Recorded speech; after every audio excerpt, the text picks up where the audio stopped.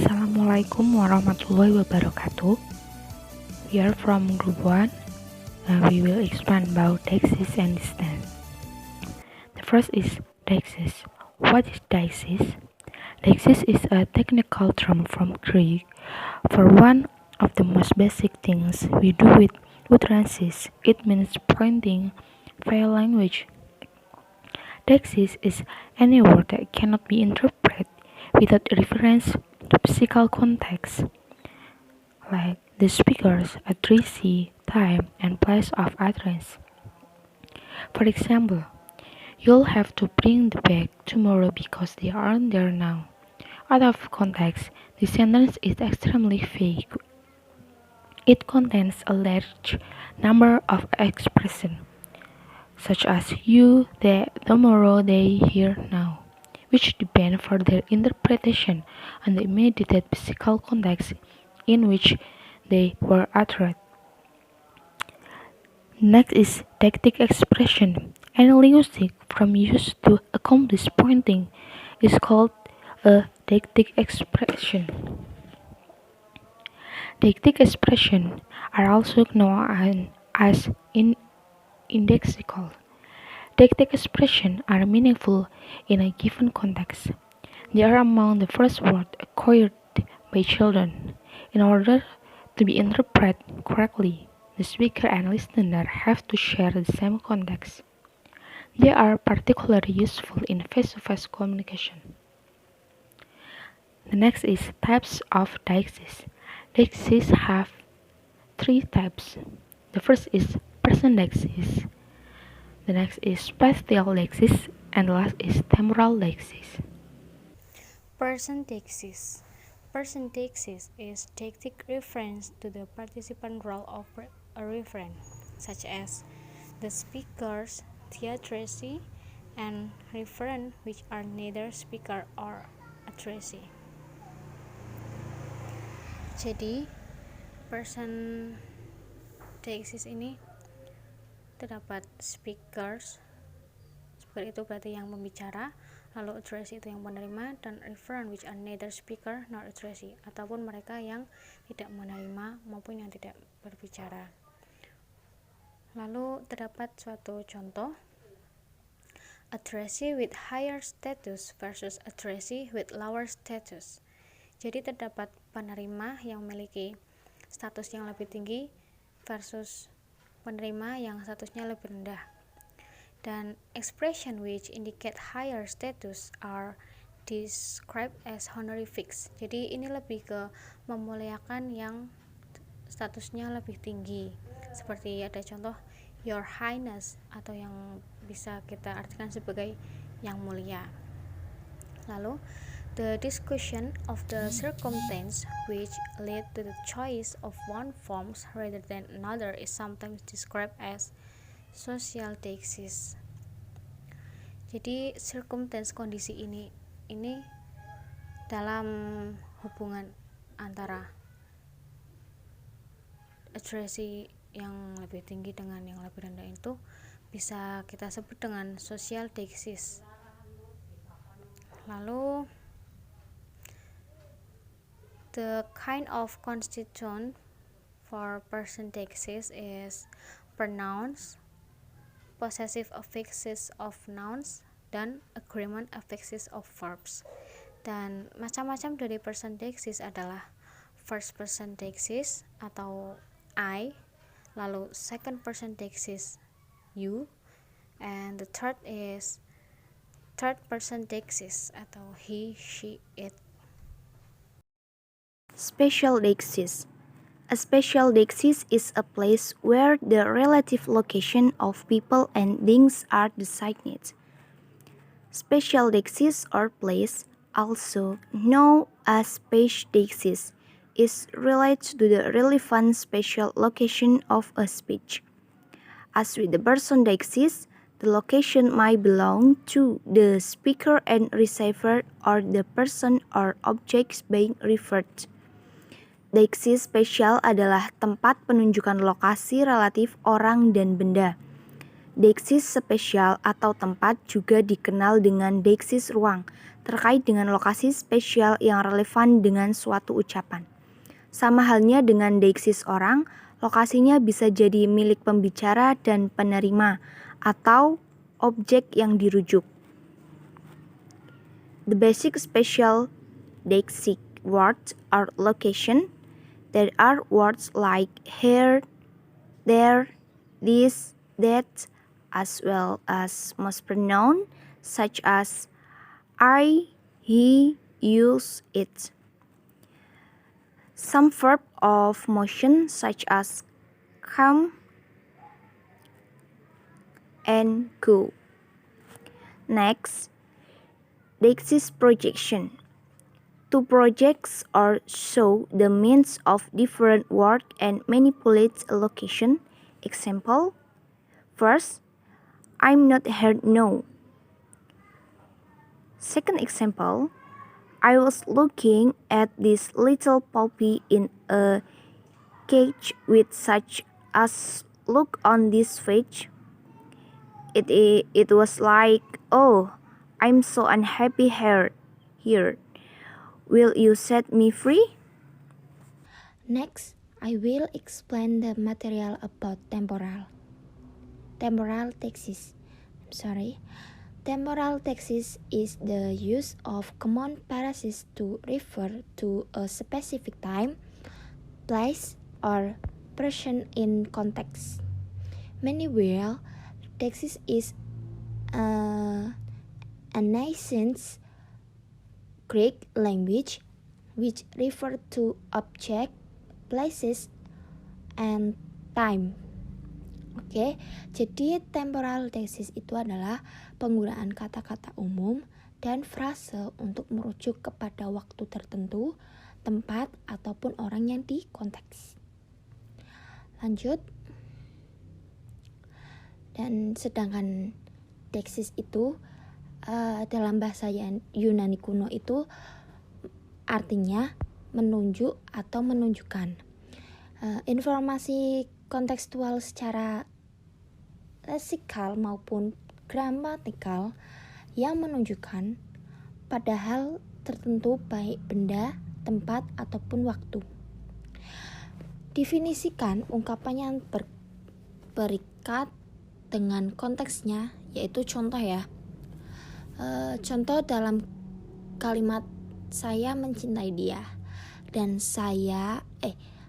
maksudnya gini. Kata saya dan dia dapat ditelusuri dari konteks ujaran.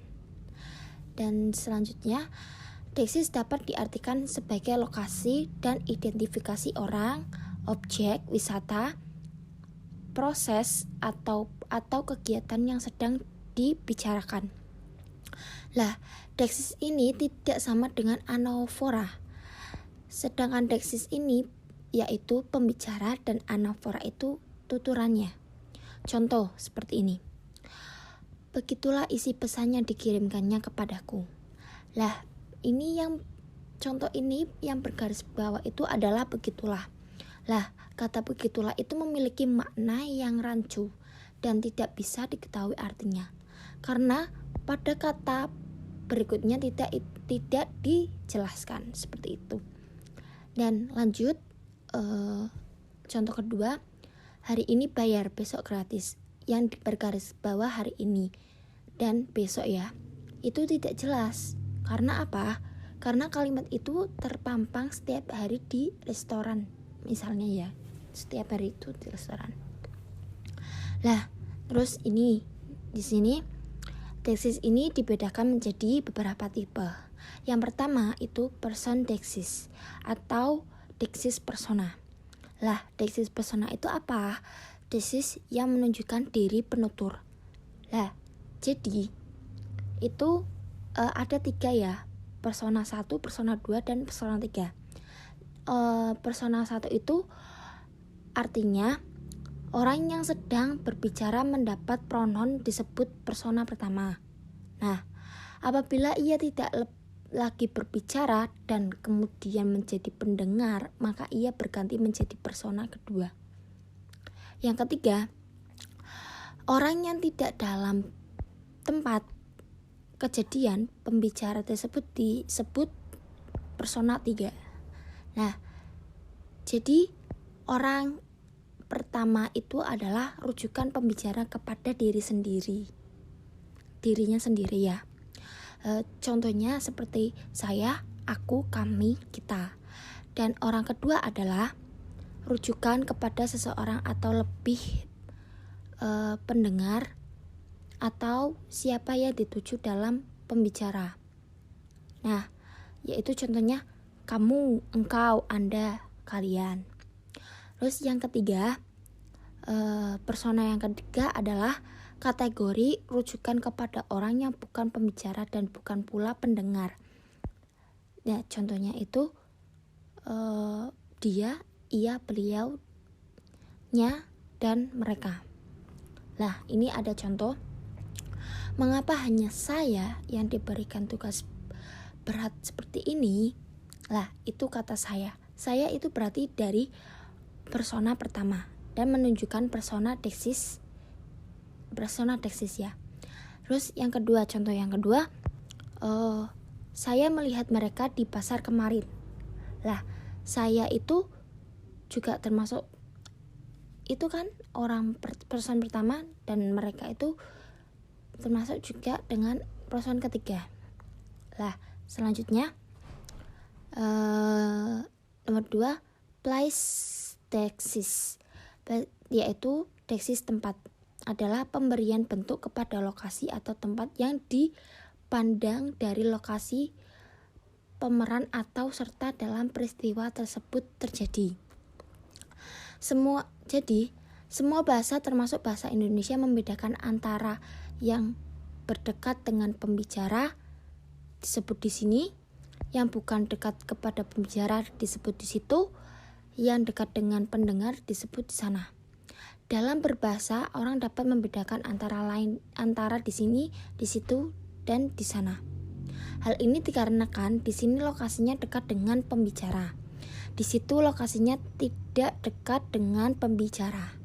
Sedangkan di sana lokasinya tidak dekat dengan pendengar dan tidak pula dekat dengan pembicara. Lah, contohnya stasiun kereta api itu terletak 200 meter dari gedung balai kota. Lah, itunya itu di situ itu. Lah, terus yang contoh yang kedua, duduklah bersamaku di sini. Nah, di sini itu yang berdekatan dengan pembicara. Lah, paham kan ya? Terus lanjut yang ketiga, times deksis atau deksis waktu adalah pengungkapan atau pemberian bentuk atau titik jarak waktu yang dipandang dari waktu suatu ungkapan dibuat. Jadi perumpamaan katanya seperti kemarin, lusa, besok, minggu ini, dan sebagainya. Contoh, gaji bulan ini tidak seberapa yang diterimanya. Dan bergaris bawah atau tulisan tebal ini menunjukkan bulan ini ya. Terus contoh yang kedua, saya tidak dapat menolongmu sekarang ini. Lah, sekarang ini menunjukkan deksis waktu. Yang keempat, discourse deksis atau deksis wacana. Deksis wacana adalah rujukan kepada bagian-bagian tertentu dalam wacana yang telah diberikan atau yang sedang dikembangkan. Deksis ini dapat deksis ini dapat ditunjukkan ya melalui anafora dan katafora. Lah, anafora itu adalah apabila penggantinya menunjukkan kepada hal yang sudah disebutkan, dan sedangkan katafora adalah hal atau fungsi yang menunjukkan kembali kepada suatu yang telah disebutkan sebelumnya dalam kalimat atau sebuah wacana. Nah, langsung saja ya. Contohnya anafora. Lala belum mendapat pekerjaan padahal dia sudah di wisuda 2 tahun lalu. Atau lah, dia wacana kan, udah lulus, terus habis itu gak melanjutkan jadi wacana seperti itu. Contoh yang kedua, Johnny baru saja membeli mobil BMW berwarnanya merah. Lah itu seperti itu wacana. Terus contoh anak itu yang anafora ya. Contoh yang katafora di sini di ruang ini pertemuan itu diadakan. Lah contoh yang kedua, setelah dia masuk, Bella langsung duduk di kursi. Lah dianya dan di sini itu yang bergaris bawah ya. Terus yang kelima terakhir, social deksis atau deksis sosial adalah pengungkapan atau menunjukkan perbedaan ciri sosial antara pembicara dan lawan bicara. Lah, penulis dan pembaca ataupun topik ataupun rujukan yang dimaksud pembicara itu.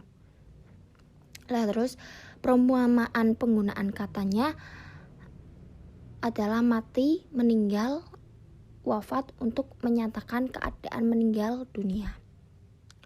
Lah, masing-masing kata tersebut berbeda pemakaiannya.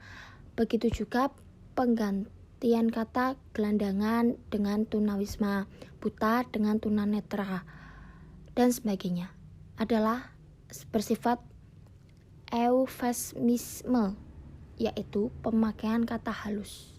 Nah, seperti itu. Kayak buta dengan tunanetra. Jangan dikatakan buta itu buta, jadi dihaluskan aja tunanetra gitu. Deixis and grammar.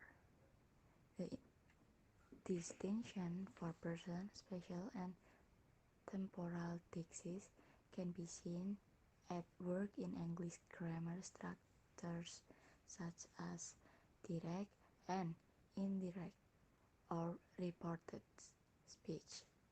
Example, are you planning to be here this evening? I asked her.